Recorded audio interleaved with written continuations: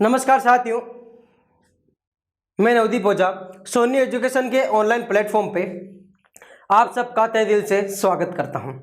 आज अपन पढ़ेंगे भारत के भूगोल के बारे में और भारत का भूगोल में अपना टॉपिक है आज का वो है भारत की प्राकृतिक वनस्पतियों के बारे में कि भारत की जो प्रमुख प्राकृतिक वनस्पतियां हैं उनको किस प्रकार मुख्यतः बांटा गया है, उनके बारे में अपन क्या करेंगे, वन बाय वन करके डिस्कस करेंगे कि किस प्रकार भारत की जो प्राकृतिक वनस्पतियां हैं उनको विभाजित किया गया है। अलग अलग प्राकृतिक वनस्पतियों को विभाजित करने के साथ साथ वहां का तापमान है वो किस प्रकार की वनस्पति कौन से तापमान पे या वर्षा पर डिपेंड करती है और वहां पर कौन कौन से वृक्ष पाए जाते हैं उनके बारे में भी अपन क्या करेंगे, जानेंगे। आएगा समझ में? तो देखिए आज का अपना टॉपिक है वो किसके बारे में है, भारत की प्राकृतिक वनस्पतियां।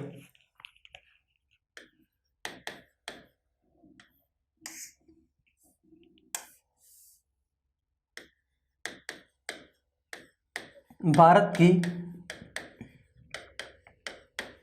प्राकृतिक वनस्पतियां के बारे में यदि अपन देखें मुख्य रूप से वनस्पतियां क्या चीज होती है तो अपन बोल सकते हैं वनस्पतियां क्या हुई, पेड़ पौधों के समूह को क्या बोला जाता है, वनस्पति के नाम से जाना जाता है। और प्राकृतिक वनस्पति का मतलब हो गया, प्राकृतिक वनस्पति का मतलब हो गया पौधों का वे समुदाय जिससे कई लंबे समय तक कोई मानवीय हस्तक्षेप नहीं किया गया हो, उसे अपन बोल सकते हैं क्या, प्राकृतिक वनस्पति बोल सकते हैं। क्या बोल सकते हैं, प्राकृतिक वनस्पति बोलते हैं। अब देखो भारत है जो अत्यधिक क्या है, विविधतापूर्ण का देश है। यहाँ पर अनेक प्रकार की जलवायु तथा मृदा पाई जाती है जिस कारण से यहाँ पर उष्णकटिबंधीय वनस्पति से लेकर टुंड्रा प्रदेश तक या टुंड्रा वनस्पति तक की यहाँ क्षेत्र पाई जाती है। भारत की जो वनस्पति है वो मुख्य रूप से जलवायु, तापमान, वर्षा, उच्चावच और मानव हस्तक्षेप पर क्या करती है, डिपेंड करती है तथा प्रभाव इनका पड़ता है। किसका प्रभाव पड़ता है, इन चीज़ों का प्रभाव पड़ता है। अब देखें यदि अपन मुख्य रूप से भारत की वनस्पति को किस प्रकार बांटा गया है तो उस प्रकार में देख लीजिए। वो आपको वनस्पति क्या होगी, पेड़ पौधों के समूह को क्या बोल सकते हैं, वनस्पति। अपन लिख सकते हैं पेड़ पौधों के समूह को। वनस्पति का क्या मतलब हो गया, पेड़ पौधों के समूह को क्या बोल दिया, वनस्पति नाम दे दिया गया। ठीक है, यही पूछा जाए यदि प्राकृतिक वनस्पति तो ये बोल सकते हैं पेड़ पौधों का वे समुदाय, पेड़ पौधों का वह समुदाय जिसमें लंबे समय तक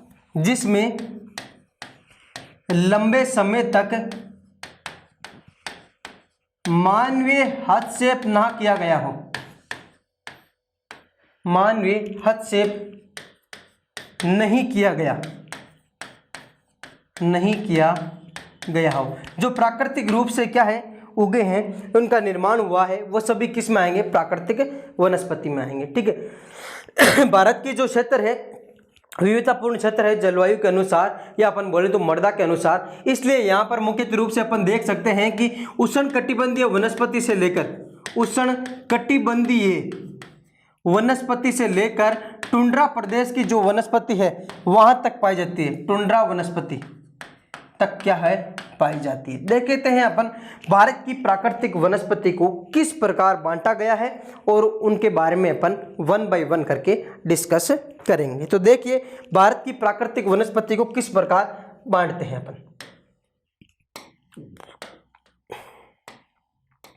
तो पहले देखते हैं प्राकृतिक वनस्पति को बांटने के अनुसार। देखिए यदि अपन देखें मुख्यतः रूप से प्राकृतिक वनस्पति का विभाजन किसके अनुसार, मैप के अकॉर्डिंग देखते हैं थोड़ा, उसके बाद में अपन पढ़ेंगे किसके बारे में, थ्योरी के भी बारे में।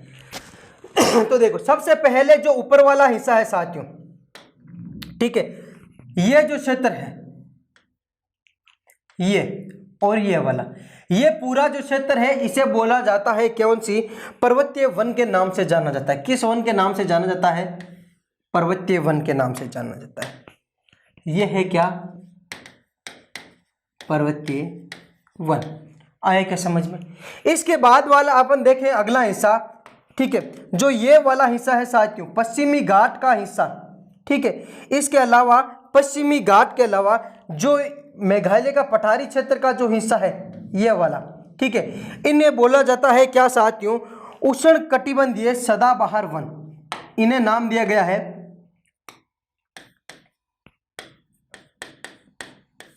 उष्ण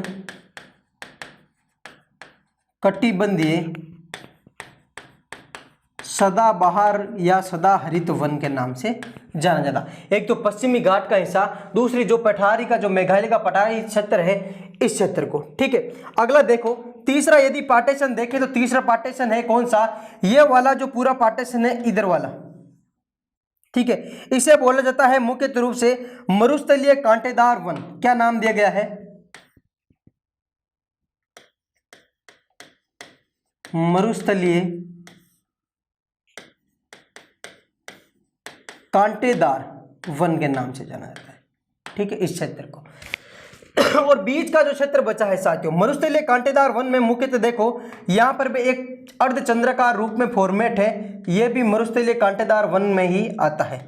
ठीक है, ये दोनों मरुस्थलीय कांटेदार वन के हिस्से आए क्या समझ में यहां तक। और ये जो बीच का पूरा क्षेत्र है इसे बोला जाता है मानसूनी वन। क्या नाम दिया गया है, मानसूनी वन। और वो भी दो प्रकार के मानसूनी वन हो जाएंगे। देखो, एक तो जहां पर सर्वाधिक वर्षा होती है वो तो हो जाएगा कौन सा, शुष्क मानसूनी वन, शुष्क मानसूनी वन, मानसून वन।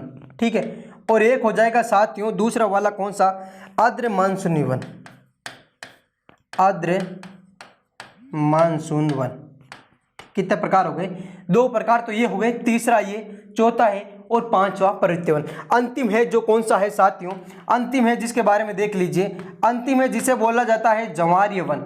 जो ये हिस्सा है एक तो जो कौन सा, गुजरात का समुद्री तट का इलाका है ये वाला, इसके अलावा जो भी समुद्री तट के इलाके हैं, ठीक है, यहाँ पर मुख्य रूप से कैसे वन पाए जाएंगे, जवारीय वन पाए जाएंगे। कैसे वन पाए जाएंगे, जवारीय वन। और यदि पूछा जाए इसके अलावा तो जो अंडमान और निकोबार द्वीप समूह का जो हिस्सा है यहाँ पर भी मुख्य रूप से कैसे वन पाए जाएंगे, तो यहाँ पर भी जवारीय वन ही पाए जाएंगे। कैसे वन पाए जाएंगे, जवारीय वन। तो अंतिम यदि देखें तो कौन सा पार्टीशन हो गया, जवारीय वन वाला,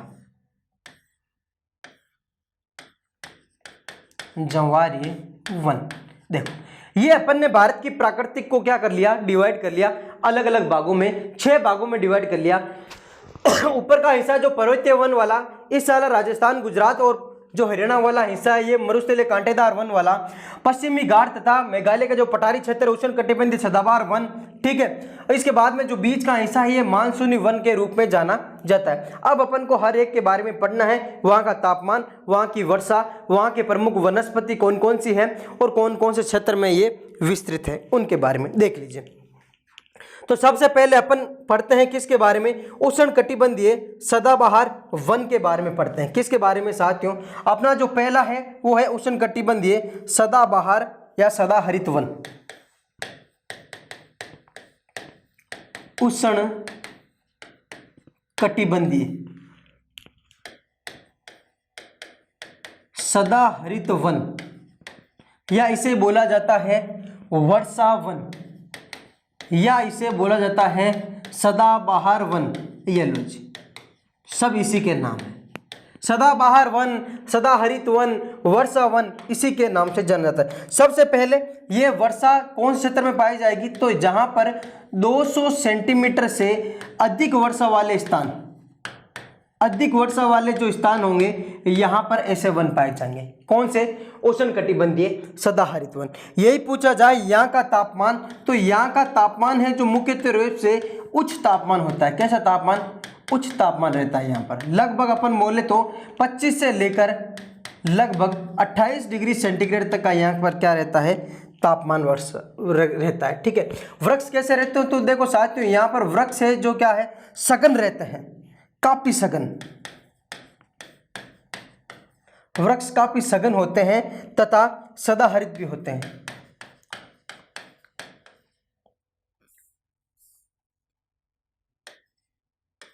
सदाहरित भी, सघन का मतलब यह हो गया कंटिन्यू वृक्ष क्या है, एक दूसरे से ऐसे जुड़े हुए रहते हैं ऊपर नीचे की ओर। तो यदि ऊपर से अपन टॉप व्यू देखा जाए तो नीचे का जो धरातल क्षेत्र है वो देखना क्या हो जाता है, मुश्किल हो जाता है। यहाँ पर मुख्य रूप से अलग अलग झाड़ियां भी पाई जाती है जो गुंथी हुई रहती है पेड़ों में, जिस कारण से इन वनों में प्रचलन करना भी क्या हो जाता है, बहुत ही मुश्किल होता है। क्या होता है, बहुत मुश्किल होता है। ठीक है, वृक्ष काफी सघन होते हैं तथा कैसे होते हैं, सदा हरित होते हैं। यदि पूछा जाए मुख्यतः रूप से यहाँ के वृक्षों की ऊंचाई, तो यहाँ पर मुख्यतः रूप से वृक्षों की ऊंचाई लगभग होती है 60 मीटर से ऊपर। कैसी होती है साथियों? 60 मीटर से ऊपर के वृक्ष पाए जाते हैं यहाँ पर। ठीक है, यही पूछा जाए विस्तार, तो देखो साथियों विस्तार कहाँ कहाँ है पर है, अभी अपन ने थोड़ी देर पहले पढ़ा था। कौन सा? एक तो देखो ये वाला पश्चिमी घाट का पूरा क्षेत्र, दूसरा जो उत्तरी पूर्वी जो प्रदेश का है, उत्तरी पूर्वी प्रदेश के जो राज्य है यहाँ पर क्या है, सदाबहार वन ही मुख्यतः पाए जाते हैं। तो देख लीजिए विस्तार अपन क्या लिखेंगे साथियों, विस्तार लिखेंगे अपन किसके बारे में? एक तो देखो पश्चिमी घाट, पश्चिमी घाट क्षेत्र, ठीक है। इसके बाद में लिखेंगे अपन मुख्यतः रूप से उत्तरी पूर्वी भारत, उत्तरी पूर्वी भारत, और मुख्यतः उत्तरी पूर्वी भारत में कौन सा? जो मेघालय या शिलोंग का पठार है वहां पर। और एक देखो ये जो अपन ने देखा पहले लक्षद्वीप, अंडमान और निकोबार का, यहाँ पर भी मुख्यतः रूप से क्या ज्वारीय वन से ज्यादा मुख्यतः रूप से कैसे वन पाए जाएंगे? मुख्यतः रूप से कैसे वन पाए जाएंगे? तो मुख्यतः रूप से ज्वारीय वन से ज्यादा यहाँ पर पाए जाएंगे कैसे? उष्णकटिबंधीय सदाहरित वन पाए जाएंगे। कैसे? उष्णकटिबंधीय सदाहरित। तो तीसरा हो गया कौन सा? अंडमान और निकोबार द्वीप समूह। कौन सा हो गया साथियों? अंडमान व निकोबार, निकोबार। ठीक है, ये तीन क्षेत्रों में सर्वाधिक उष्णकटिबंधीय सदाहरित वन पाए जाते हैं। ठीक है, यही पूछा जाए यहाँ पर वृक्ष कौन कौन से पाए जाते हैं? देखो प्रमुख वृक्ष, यही अक्सर पूछा जाता है। तो देखो वृक्ष का याद रख लेना, एक तो पाई जाती है यहाँ पर कौन सा? Mahogany, mahogany. एक है आबनूस, महोगनी है, आबनूस है, बांस है। एक है सिनकोना जिससे मलेरिया की क्या है दवाई बनती है, सिनकोना। एक है रबर, एक है नारियल, ठीक है। एक है साथियों आयरन वुड, आयरन वुड। एक है जारुल। ये प्रमुख क्या वृक्ष यहाँ पर पाए जाते हैं। लेकिन देखो ये जो उष्णकटिबंधीय सदाहरित वन, ये आर्थिक दृष्टि से इसका उपयोग कम होता है। क्यों होता है इसका उपयोग कम आर्थिक दृष्टि से? क्योंकि यहां पर पहले तो वृक्ष की क्या है, जो लकड़ी है वो कठोर है। इसके अलावा यहां पर मुख्यतः रूप से पेड़ों की विभिन्नता पाई जाती है। मतलब एक वर्ग किलोमीटर में यदि देखें तो मुख्यतः रूप से यहां पर पेड़ों की अलग अलग विभिन्नता पाई जाती है। यदि एक जैसे पेड़ एक साथ में पाए जाते हैं, जिस कारण से एक जैसे पेड़ यदि अपन को एक साथ मिले कहीं पे, तो उनकी आर्थिक दृष्टि से उनको काटने की क्या है अपन को इच्छा रहती है, या अपन आर्थिक दृष्टि से ये वो क्या होते हैं, उपयोगी होते हैं। लेकिन यहाँ पर क्या होती है, वृक्षों की विभिन्नता पाई जाती है। लिख सकते हो आप, वृक्षों की विभिन्नता के कारण, वृक्षों की विभिन्नता के कारण, विभिन्नता के कारण ये आर्थिक दृष्टि से उपयोगी नहीं होते। कारण ये है आर्थिक दृष्टि से कम उपयोगी होते हैं, कम उपयोगी होते हैं। आए के समझ में, कम उपयोगी होते हैं। तो ये हो गया पहला कौन सा, उष्णकटिबंधीय सदाहरित वन। ठीक है, यही पूछा जाए ब्राजील के जो उष्णकटिबंधीय सदाहरित वन है उन्हें बोला जाता है कौन सा, जो अमेजन वन है। ठीक है, और उन्हें पृथ्वी के फेफड़ा के नाम से भी जाना जाता है। किस नाम से? पृथ्वी के फेफड़ा के नाम से भी जाना जाता है। ठीक है, तो पहला भाग अपन ने पढ़ा उष्णकटिबंधीय सदाहरित वन के बारे में। अब देखते हैं इसके बाद में दूसरा पढ़ते हैं मानसून वन। और मानसून वन में भी कौन सा, सबसे पहले पढ़ते हैं आर्द्र मानसूनी वन।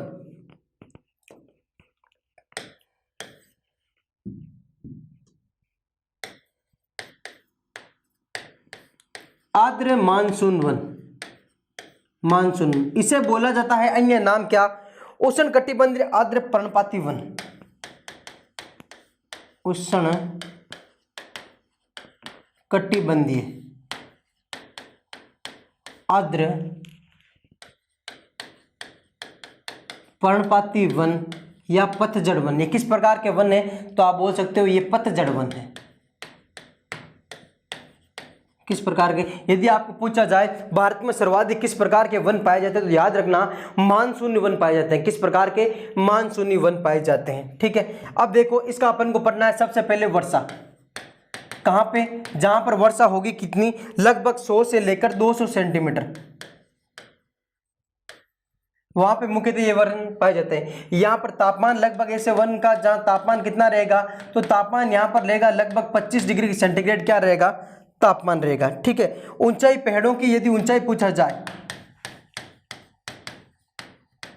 पेड़ों की ऊंचाई, तो लगभग यहाँ के पेड़ों की ऊंचाई रहेगी 40 मीटर के लगभग, या 40 मीटर से ऊंची रहेगी, 40 मीटर से ऊंची रहेगी। आएगा समझ में? अगला है विस्तार। देखो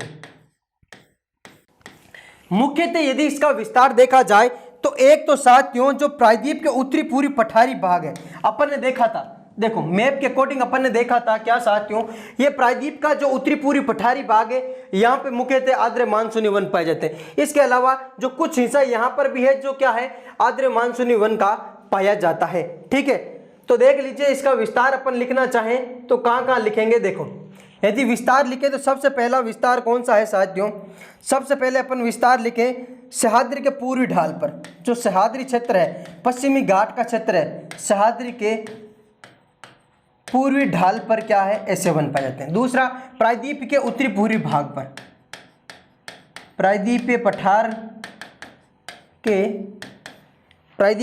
के उत्तरी पूर्वी पठारी भाग, उत्तरी पूर्वी पठारी भाग पर ऐसे वन पाए जाते हैं। ठीक है, इसके अलावा साथियों शिवालिक श्रेणी के सहारे, शिवालिक श्रेणी के सहारे कौन सा क्षेत्र, शिवालिक श्रेणी के सहारे जो तराई वाला क्षेत्र होगा, तराई व भाबर प्रदेश में, भाबर प्रदेश में ये पाए जाएंगे। ठीक है, और यही आपको पूछा जाए राज्य के अनुसार बताओ हमें राज्य, तो देखो राज्य में कहाँ कहाँ पाए जाएंगे, मुख्य रूप से ये पाए जाएंगे तमिलनाडु में, तमिलनाडु के बाद में कर्नाटक में, कर्नाटक के बाद में जो महाराष्ट्र का क्षेत्र होगा, महाराष्ट्र के बाद में केरल, और केरल के बाद में यूपी, और यूपी के बाद में बिहार। यहाँ पर ये मुख्यतः क्या है, वृक्ष या ऐसा वन पाए जाते हैं। ठीक है, यही पूछा जाए यह प्रकार के वृक्ष कौन से हैं, यहाँ पर कौन कौन से प्रमुख वृक्ष है, तो देखो एक तो है साल, एक आएगा सागवान के वन। ठीक है, एक आएंगे साथियों सखुआ, सखुआ जो रेलवे के स्लीपर बनाए जाते हैं सखुआ से। ठीक है, इसके बाद में आएंगे शीशम,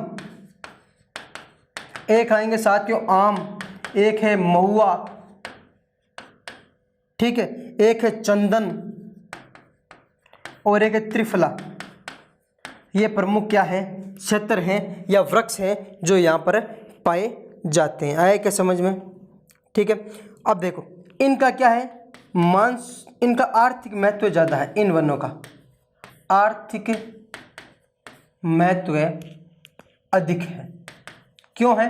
क्योंकि एक क्षेत्र में भिन्नता के ना अनुसार एक प्रकार के वृक्ष यहाँ पर मिल जाते हैं, आर्थिक महत्व अधिक है। ठीक है, किस प्रकार के, आर्द्र मानसूनी वन या उष्णकटिबंधीय आर्द्र पर्णपाती वनों के। डन हुआ? ठीक है, अगला देखिए तीसरा, तीसरा किस प्रकार का है, तो तीसरा है क्या प्रकार का, उष्णकटिबंधीय शुष्क पर्णपाती वन या अपन बोले तो शुष्क मानसूनी वन, शुष्क मानसून वन, या इसी का नाम है क्या, उष्णकटिबंधीय, उष्णकटिबंधीय, उष्णकटिबंधीय शुष्क पर्णपाती वन। ये भी किस प्रकार के वन है, तो ये भी पतझड़ वन है। वही सेम चीज अपन को पढ़ना है। सबसे पहले वर्षा, वर्षा कितनी, लगभग 70 से लेकर जहाँ 100 सेंटीमीटर की वर्षा होगी वहाँ पर शुष्क मानसूनी वन पाए जाएंगे। ठीक है, यदि पूछा जाए ऊंचाई, ऊंचाई किन की, पेड़ों की, तो पेड़ों की ऊंचाई ज़्यादा नहीं, लगभग 9 मीटर से क्या है अधिक इनकी क्या है ऊंचाई होती है। तापमान, तो तापमान अच्छा भला तापमान रहता है यहाँ पर लगभग 25 डिग्री से लेकर 35 डिग्री तक सेंटीग्रेड तक यहाँ पर क्या रहता है, तापमान रहता है। ठीक है, मुख्य रूप से देखो विस्तार, तो देखो विस्तार कहाँ कहाँ पर ऐसे शुष्क मानसूनी वन पाए जाते हैं। तो देखो सबसे पहले तो आएगा कौन सा, जो अपन बोल सकते हैं जो आर्द्र मानसूनी वन है। क्या साथियों, आर्द्र मानसूनी वनों के पश्चिम में, आर्द्र मानसूनी वनों के जो पश्चिम में है वो सभी कौन सा वन है, वो किस प्रकार के वन है, वो है शुष्क मानसूनी वन। यदि आपको एग्जिट पूछा जाए कौन कौन से इसमें क्या है राज्य आएंगे, तो देखो एक तो आएगा पूर्वी राजस्थान, कौन सा आएगा, पूर्वी राजस्थान। उसके बाद में आएगा एक उत्तरी गुजरात, उत्तरी गुजरात। उसके बाद में आएगा पश्चिमी मध्य प्रदेश, ठीक है। उसके बाद में आया दक्षिणी पंजाब,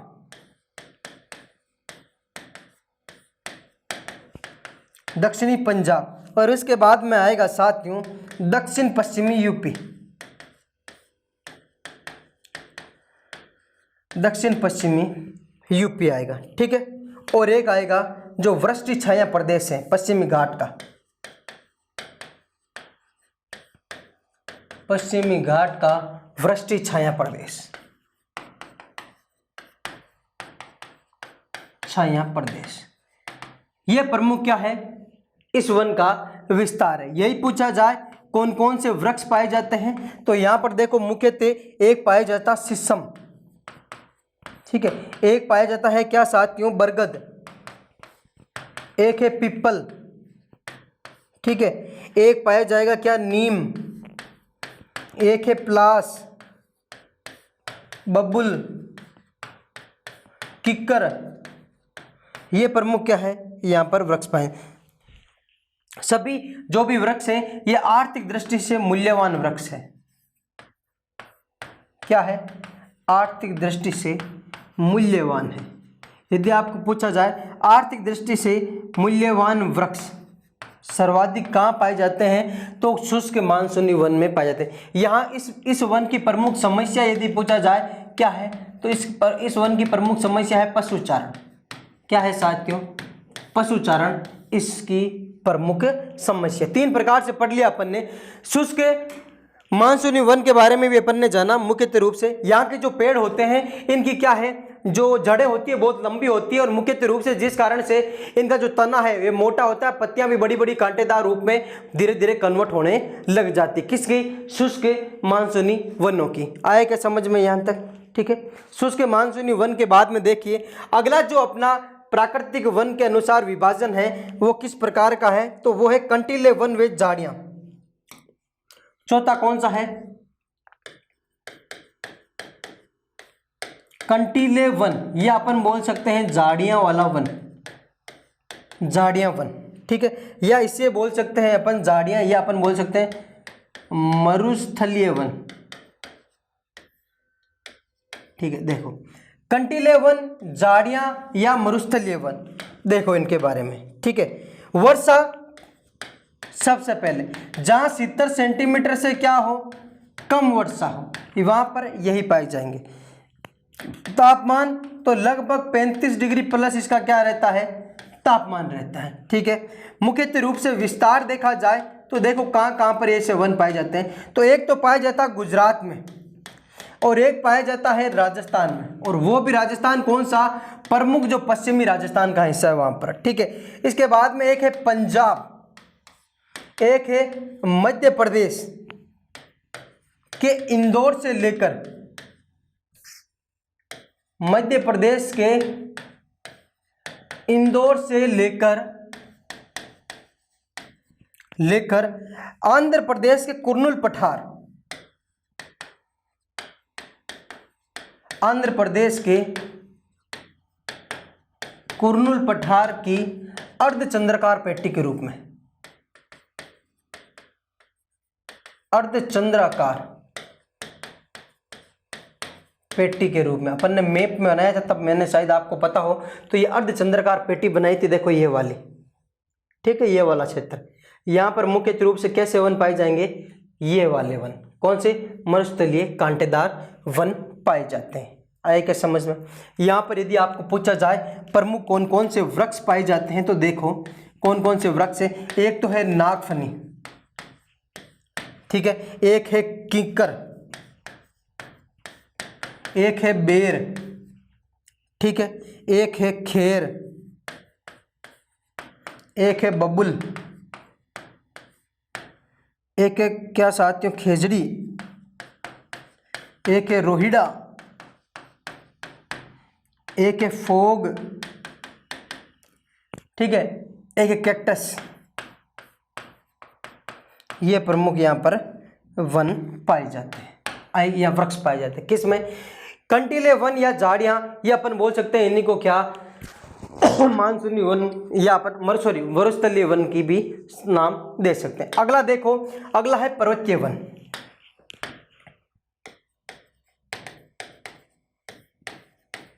पर्वतीय वन मुख्य रूप से देखिए पर्वतीय वन में अलग अलग प्रकार के वन पाए जाते हैं। यहाँ पर कटिबंध उष्ण कटिबंध से लेकर यहाँ पर मुख्यतः क्या साथियों पर्वतीय वन में उष्ण कटिबंधीय से लेकर टुंड्रा प्रदेश तक वन पाए जाते हैं।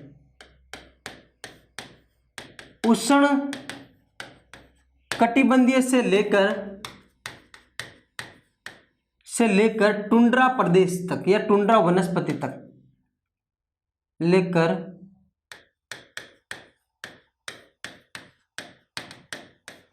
टुंड्रा वनस्पति तक किस प्रकार के वन पाए जाते हैं? कैसे? तो यहाँ पर ऊंचाई के अनुसार क्या है वनों की स्थिति या वृक्षों की क्या है स्थिति भी बदलती रहती है। मुख्य रूप से यहाँ पर देखो सबसे पहले जो क्या है उष्ण कटिबंधीय पर्णपाती वन पाए जाते हैं। सबसे नीचे उष्ण कटिबंधीय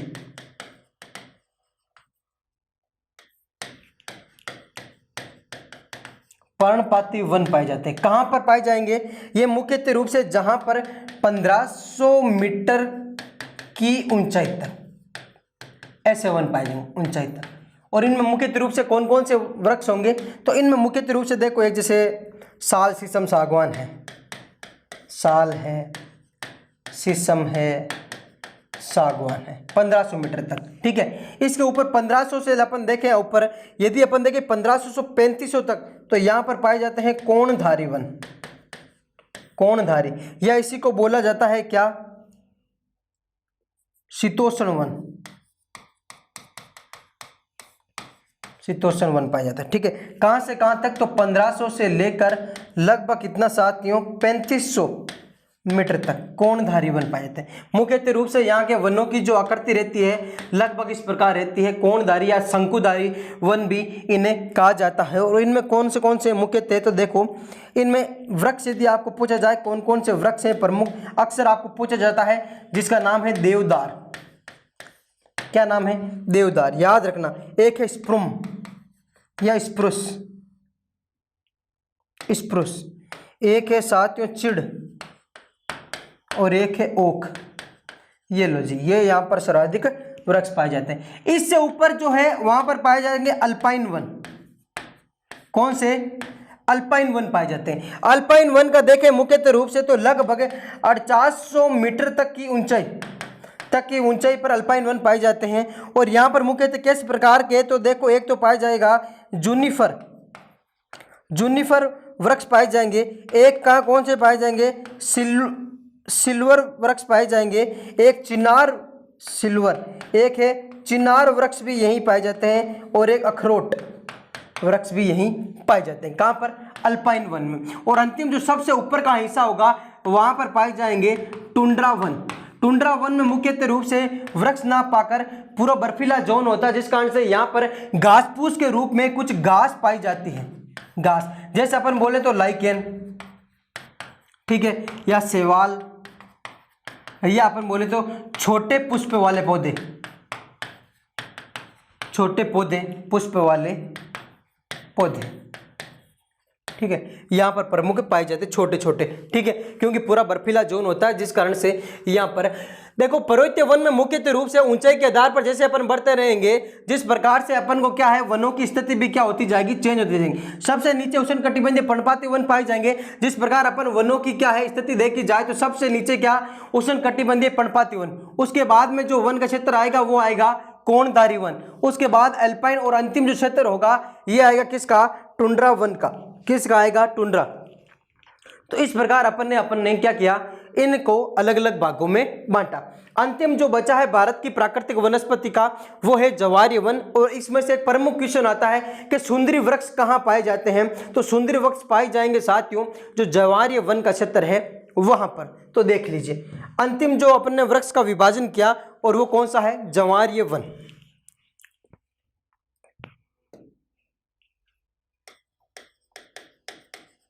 ज्वारीय वन। देखिए यदि आपको पूछा जाए मुख्यतः रूप से ज्वारीय वन के बारे में, तो देखो ये वन अधिकतर वहां मिलेंगे जहां पर क्या होगा, जहां नदियों का ताजा जल, लिख सकते हैं अपन कहां मिलेंगे ये वन, जहां नदियों का जल जमाव हो, या अपन बोले तो क्या साथियों, समुद्री जल, समुद्र तट क्षेत्र में, जहां डेल्टा, जहां नदियां समुद्र में गिरती है, डेल्टाई क्षेत्र बनाती है, जो दलदली क्षेत्र बनाती है, वहां पर क्या है, यह वृक्ष या ये वन अधिकतर में। इन वनों के वृक्षों की जो जड़ें होती है जटादार होती है, जटा की तरह, जड़ें जटा की तरह होती है। ठीक है, जटा की तरह क्या मतलब हो गया, जैसे ये वृक्ष है, ठीक है, और इसकी जो जड़ें हैं ये इस प्रकार क्या है, जट्टा की तरफ क्या है, फैली हुई रहती है। ठीक है, किस प्रकार, जट्टों की तरह से फैली हुई रहती है। आएगा समझ में।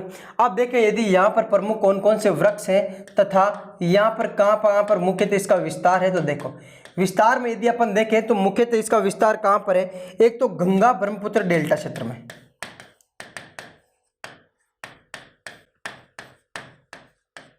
डेल्टा क्षेत्र कहाँ पर, जो पश्चिम बंगाल में, ठीक है। एक नदी डेल्टा कोई सी भी हो उस क्षेत्र में, ठीक है, जैसे कृष्णा है, माँ नदी है, गोदावरी है, ठीक है। उसके अलावा ये कच्छ क्षेत्र में, कच्छ जो गुजरात का क्षेत्र है वहाँ पर ऐसे क्या है, ज्वारीय वन पाए जाते हैं। ठीक है, मुख्य रूप से यदि पश्चिम बंगाल का क्षेत्र है वहाँ ज्वारीय वन अधिक पाए जाते हैं। कुछ हिस्सा है जहाँ तमिलनाडु का है तटीय क्षेत्र, वहाँ पर भी क्या है, ज्वारीय वन पाए जाते हैं। ठीक है, वृक्ष देखें तो ये सबसे प्रसिद्ध तथा अधिकतर पूछा जाने वाला कौन सा, सुंदरी वृक्ष, वो कहाँ पर पाया जाता है, इन्हीं ज्वारीय वनों में पाया जाता है। अगला देखें तो इसका है एक क्या नाम, केजुरीना, क्या है, केजुरीना। एक है केवड़ा और एक है फोनिक्स। ये लो जी, ये सर्वाधिक वन यहीं पाए जाते हैं। इन्हीं ज्वारीय वन को मैंग्रोव वन के भी नाम से जाना जाता है, मैंग्रोव वन के नाम से भी जाना जाता है। आए क्या समझ में यहाँ तक सबके। तो ये प्रमुख हो गए किसके बारे में, वनों के बारे में, मुख्यतः रूप से किस प्रकार के प्राकृतिक वनस्पति या वन पाए जाते हैं उनके बारे में अपन ने डिसाइड किया कि किस प्रकार के वन पाए जाते हैं अलग अलग, तो अपन ने पढ़ लिए कि किस प्रकार के वन पाए जाते हैं। ठीक है, अब यदि पढ़े अपन भारत के प्राकृतिक वनस्पति के बाद में भारत के वन्य जीव के बारे में। भारत में मुख्य रूप से क्वेश्चन आता है वन्य जीव, कौन से क्षेत्र में मुख्य रूप से कौन सा वन्य जीव पाया जाता है। तो देख लीजिए कुछ प्रमुख वन्य जीव है जिनके बारे में थोड़ा सा, भारत के वन्य जीव, अगला टॉपिक है अपने भारत के वन्य जीव। भारत के वन्य जीव, देखिए भारत के वन्य जीव में अपन सबसे पहले पढ़ेंगे जो हिमालय क्षेत्रों में पाए जाने वाले हैं। हिमालय क्षेत्रों में जो वन्य जीव पाए जाते हैं उनके बारे में। हिमालय क्षेत्र का मतलब हो गया जम्मू कश्मीर, उत्तराखंड, हिमाचल, सिक्किम तथा अरुणाचल प्रदेश का जो क्षेत्र है उनमें जो वन्य जीव पाए जाते हैं वो कौन कौन से हैं, डायरेक्टली पूछा जाता है। जैसे रीट 2015 में क्वेश्चन आया था, याक है जो मुख्यतः कहाँ पाया जाता है, लद्दाख, उसमें ऑप्शन था। ठीक है, तो वो उसका राइट ऑप्शन था। तो इसी प्रकार अपन को पढ़ना है वन्य जीव के बारे में कि देखो हिमालय क्षेत्रों में कौन कौन से वन्य जीव पाए जाते हैं। तो एक है याक, देखो कौन कौन से वन्य जीव, तो एक नाम सबसे पहले कौन सा, याक। दूसरा यदि पूछे तो हिम तेंदुआ, हिम तेंदुआ यहीं पाया जाता है। इसके बाद में एक है जोमो, याक का ही एक प्रजाति है जोमो। एक है लाल पांडा, लाल पांडा के बाद में कस्तूरी मृग, हिमालय क्षेत्र में। इसके बाद में एक हिमालयन तहर, हिमालयन तहर, तहर क्या है ये एक जंगली बकरी है। हिमालय तहर क्या है, एक जंगली बकरी है। एक है कियांग, कियांग नाम का पशु, क्या है कियांग, तो ये तिब्बती जंगली गधा है, तिब्बती जंगली गधा है, याद रखना, ठीक है। और एक अंतिम है हंगुल, और ये क्या है, ये कश्मीरी बारहसिंगा है,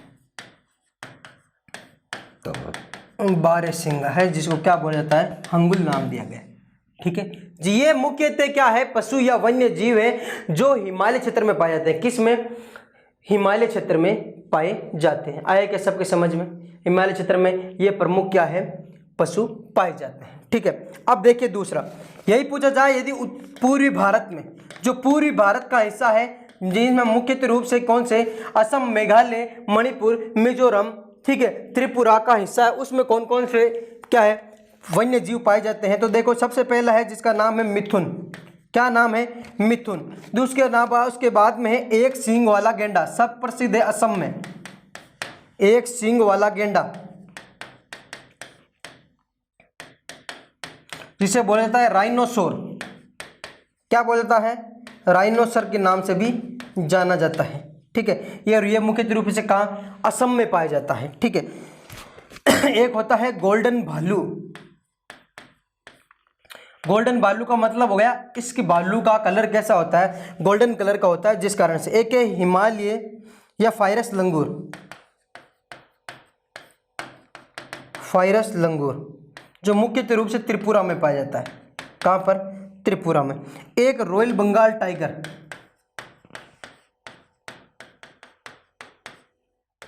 टाइगर जो मुख्य रूप से पाया जाता है पश्चिम बंगाल में, कहाँ पाया जाता है, पश्चिम बंगाल में, ठीक है। एक है हुगल गिब्बन,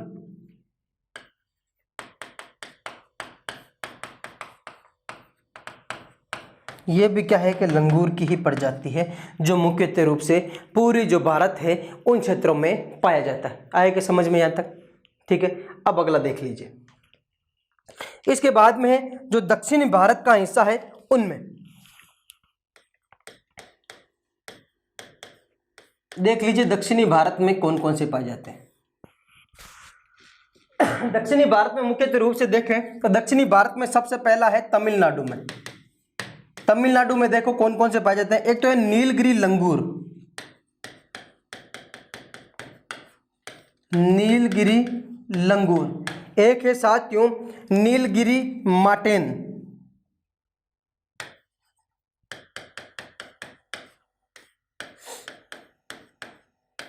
माटन, ठीक है। ये मुख्य रूप से एक नेवला की प्रजाति है नीलगिरी माटेन। एक है नीलगिरी तहर,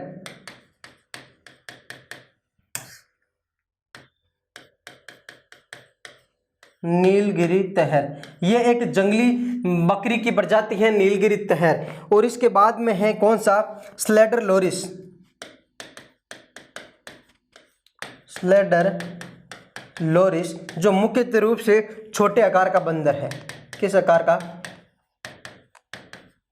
छोटे आकार का बंदर है, ठीक है समझ में।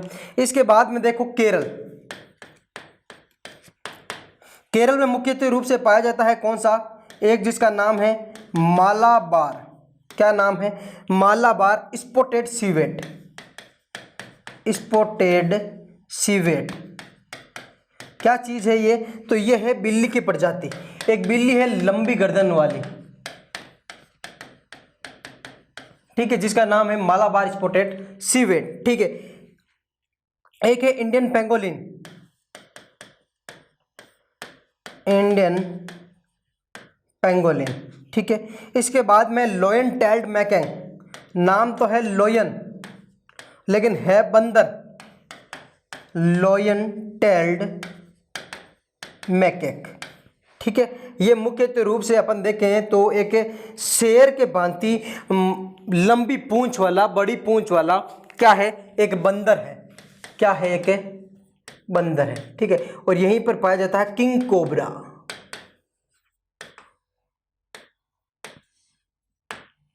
आया कि समझ में, कहां पर, केरल क्षेत्र में, ठीक है। लास्ट हो गया कर्नाटक क्षेत्र। देखो कर्नाटक क्षेत्र में देखें तो मुख्य रूप से एक क्या है, भालू पाया जाता है जिसका नाम क्या है, स्लोथ बियर। क्या नाम है, स्लोथ बियर, जिसे बोला जाता है आलसी भालू के नाम से भी जाना जाता है। किस नाम से जाना जाता है, आलसी भालू के नाम से भी जाना जाता है। इसके अलावा यहां पर एक ब्लैक पैंथर भी पाया जाता है, ब्लैक पैंथर भी यहां पर पाया जाता है कर्नाटक में। आया क्या समझ। तो ये हो गए दक्षिण भारत के प्रमुख क्या जो पशु है या वन्य जीव है उनके बारे में। इसके बाद में है पश्चिमी भारत में पाए जाने वाले कौन से साथियों, पश्चिमी भारत में। तो देखिए पश्चिमी भारत में मुख्य रूप से कौन कौन से पाए जाएंगे। तो पश्चिमी भारत में पाए जाने वाले में से सबसे पहले आता है राजस्थान का नाम। और राजस्थान में मुख्य रूप से कैसे पाए जाएंगे, एक तो है चिंकारा, एक है कौन सा साथियों, चौसिंगा, एक है कौन सा, काला हिरण, एक है उड़न गिलहरी, उड़न गिलहरी, एक है साथियों गोडावण और एक है घड़ियाल। ये प्रमुख क्या है, पश्चिमी राजस्थान में, मुख्यतः राजस्थान में पाए जाते हैं पश्चिमी भारत में। इसके अलावा यदि आपको पूछ ले गुजरात में पाए जाने वाले, तो गुजरात में देखो एक तो पाया जाता है साथियों एशियाई शेर,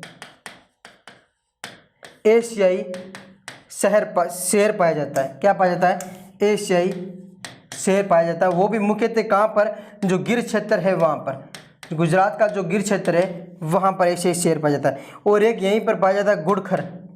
क्या नाम है, गुड़खर, वो भी यही क्षेत्र में पाया जाता है। तो ये प्रमुख हो गए क्या, प्राकृतिक वनस्पति तथा किसके बारे में, प्राकृतिक वनस्पति तथा वन्य जीव के बारे में अपन ने भारत की प्राकृतिक वनस्पति तथा वन्य जीव के बारे में थोड़ा डिस्कस किया। आया क्या, सबके समझ में आया क्या। तो ये प्रमुख हो गए, ठीक है। तो अपन ने भारत की प्राकृतिक वनस्पति तथा वन्य जीव के बारे में पढ़ा। अब इसके बाद में जो भी अपनी नेक्स्ट क्लास होगी उसमें अपन कुछ अलग पढ़ेंगे वनस्पति के बारे में। तो अपन ने पूरा कंप्लीट कर लिया है। कुछ भारत में अपन देखें तो प्रमुख आपके, ठीक है, कुछ आपको पूछ सकते हैं कि मुख्य रूप से कौन कौन से क्या आरक्षित क्षेत्र हैं, ठीक है, कौन से आरक्षित क्षेत्र, तो जैव मंडलीय आरक्षित क्षेत्र है, ठीक है, उनके बारे में पूछ सकते हैं। या फिर अपन को कुछ जो राष्ट्रीय अभ्यारण्य हैं, टोटल 105 भारत में राष्ट्रीय अभ्यारण्य हैं, ठीक है, उनके बारे में भी आपको जान लेना है कि कौन सा राष्ट्रीय अभ्यारण्य मुख्य रूप से कहाँ पर है, उनकी स्थिति कहाँ है, ठीक है। और यही आपको पूछा, एक लिख लीजिएगा नोट लगा के, भारत का पहला हिम तेंदुआ संरक्षण केंद्र कहाँ है। भारत का पहला हिम तेंदुआ संरक्षण केंद्र है उत्तराखंड में। कहाँ है साथियों, उत्तराखंड में, ठीक है। और यही पूछा जाए भारत का पहला कवक पार्क कहाँ है, तो भारत का पहला कवक पार्क है कहाँ पर, उत्तराखंड में। वो भी कहाँ है, उत्तराखंड।